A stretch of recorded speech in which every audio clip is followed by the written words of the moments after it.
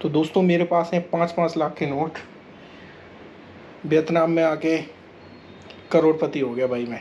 देख लो, ये सब 5-5 लाख के ही नोट हैं। अरे यार, एक्चुअली अभी मैंने एटीएम से 10,000 रुपये निकाले थे। तो यहाँ पे करेंसी का जो काउंट है वो तो काफ़ी बड़ा है। 1 इंडियन रुपीज़ 300 डोंग के बराबर होता है यहाँ पर। तो मैंने 10,000 रुपये निकाले थे अभी अपने एटीएम से। तो उसके अगेंस्ट ये सारा पैसा मुझे निकला है। और जो मुझे ट्रांजैक्शन फ़ी लगी है दैट इज़ 55,000 वियतनामी डोंग। तो जो होता है करीब करीब 189 रुपीज़ के आसपास। तो 10,000 रुपये निकालने पर 189 रुपीज़ मुझे ट्रांजैक्शन चार्ज लगा। तो आपको भी इसके आसपास ही लगेगा। अब ये डिपेंड भी करता है, 3% का कुछ रेट है इनका, और ये डिपेंड भी करता है कितना ज़्यादा अमाउंट आप निकालते हो। तो दोस्तों यहाँ की करेंसी काफ़ी बड़ी है। तो आपको ध्यान रखना है कि जैसे कि आप ये वाला नोट आप देखो, यहाँ पे लिखा हुआ है कि 500, पर यहाँ पे एक डॉट लगा हुआ है। तो ऐसा जो 500 होता है वो इंडिया के 1750 रुपये के लगभग आसपास चल रहा है अभी रेट। तो ये 1700 रुपये के बराबर है। तो अभी एक मैं आपको नोट दिखाता हूँ। एक ये देखो, ये 100, ये 1 लाख का नोट है। पर आप उससे कंफ्यूज मत होइए, यहाँ पे डॉट देखिए, डॉट, ये डॉट लगा हुआ है।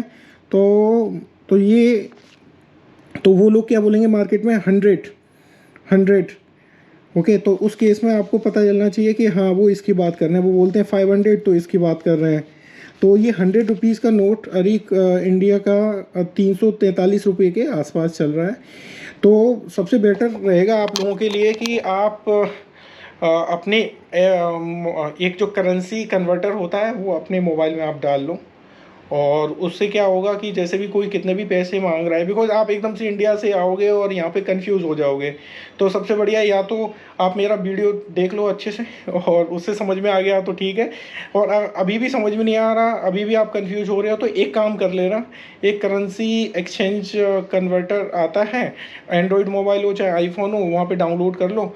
तो आपकी इंडियन और आप डालना, किसी ने बोला कि ये 5,000 का डोंग, कोई बोलता है 110 डोंग देना है आपको। तो आप एकदम से डाल के उस करेक्शन तो दोस्तों उसमें होता क्या है कि जैसे जब आप मार्केट जाते हो तो मान लो कोई बोलता है कि आपको 500 और 600 बोलता है किसी चीज़ के लिए। तो अभी आप कंफ्यूज हो जाओगे कि यार कि मैं कुछ ज़्यादा तो पे नहीं कर रहा, कहीं मुझे बेवकूफ़ तो नहीं बना रहा, और फिर आपको पेमेंट भी करनी है। तो उस केस में आप क्या करो, अपना जो कन्वर्टर है वहाँ पर डालो और वो आपको रेट बता देगा, या उसको दिखा दो कि कितना। और या आपको लगता है कि यार इसने तो बहुत ज़्यादा इसका प्राइस बता दिया, तो अपने कन्वर्टर में डाल के अपना वाला इंडियन रुपीज़ वाली साइड में डाल दो कि भाई मुझे ये चीज़ 500 से ज़्यादा की नहीं लग रही है। तो उसमें आप अपना वो डाल सकते हैं कि भैया कि ये 500 मुझे चाहिए 300 में। तो मैं दिखाता हूँ, चलो मैं ऐप में ही दिखा देता हूँ आप लोगों को डायरेक्ट।